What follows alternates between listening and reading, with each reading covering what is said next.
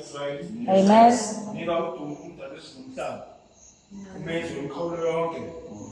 Okhona egcineni komhlaba. Okhona nasemkhathini.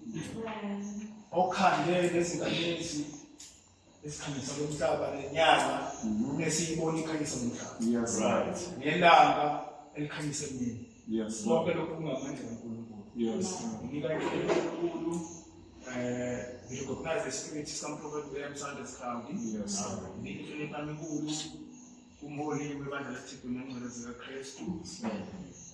Bishop omkhulu eBinten.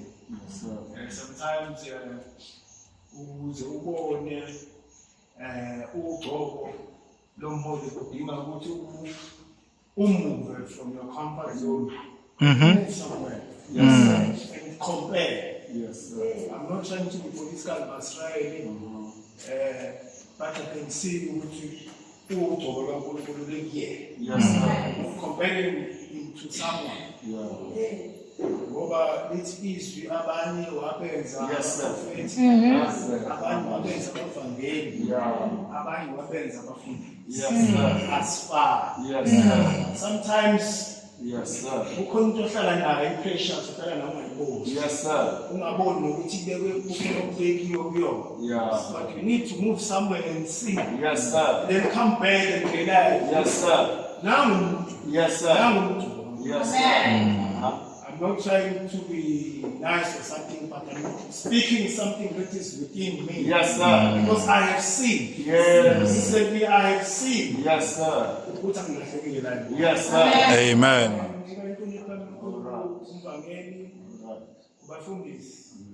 Wadikoni nakuzo zonke inhlelo ayisekhona.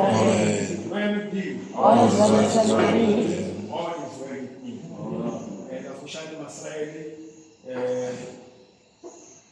ufuna ukumfundi phezulu ngaso sonke. Amen. Sifundile incwadi kaJohn chapter 20 verses 1 ngase ngijoba verse 19. Yes, sir. Ngiyathanda lapho emva kokuthi uJesu ebethele isiphambekweni Amen. ngcwatshini wavala ngetshe ithumela. Umele Magdalena Yes, sir. ufica ithuna livulile. Yeah. Uhamba ngokubikela bonke abafundi bakaJesu. Yeah. Now lokhu ngoba izwe laliphethwe amaRoma bayasaba abafundi ukuthi bayocompare ukuthi ubani ovulekile. Ubani ovulekile bayabuzana bonke ubani wazi ukuthi ubani ovulekile. Leyo oqhamuka nehansi. Yeah. Kodwa ku verse 19 Yes, sir. uJesu labakhuluma. Yes, sir. Uthi peace be within thee. Yes, sir. Ukuthula makube kunini. Yes, sir. Ukuthula makube kunini. Yes, sir. uJesu akasho ukuthi ukuthula kube sezulu. Yeah. Uthi ukuthula makube kunini. Yes, sir. Emhlabeni esiphila kuwona sebekhohliwe abantu ukushumayela ukuthi ukuthula makube kuthini. Yes, sir. Sithandazela ukuthula kube semhlabeni. Amen. Umhlaba uyadunguzela. Amen. Umhlaba ungabhubha anytime as we speak. Because unamazwe aphethe i-nuclear. Angakhipha ibomb at any time sibhubhe sonke. But siyakhohlwa ukuthi kufanele ushumayele ukuthi ukuthula makube kuthini business. uJesu uyafika kulendu akasho ukuthi ukuthula makube sezweni. Akasho ukuthi laba abasatshwa alabafundi abafiki.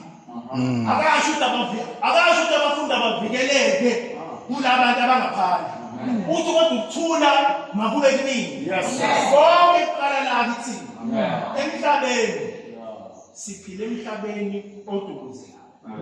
Izinto ayihambi ngendlela yethu ngaso sonke isikhathi.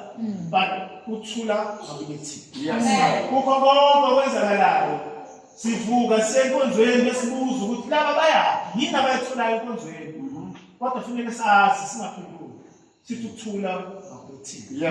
Ukuthula makube kunini. Yes, sir. Because wahamba ngedwa esikhundleni sethu lokufa. Akekho umuntu njalo masesihambile umuntu ilapho khona sithandazela khona ukuthi akaye ekuthuleni kunaphakade.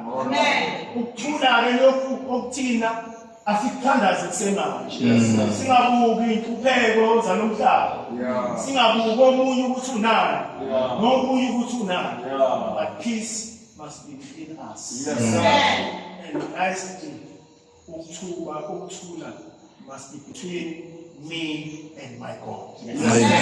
Ukuthula must be within me and my God. Amen. Amen.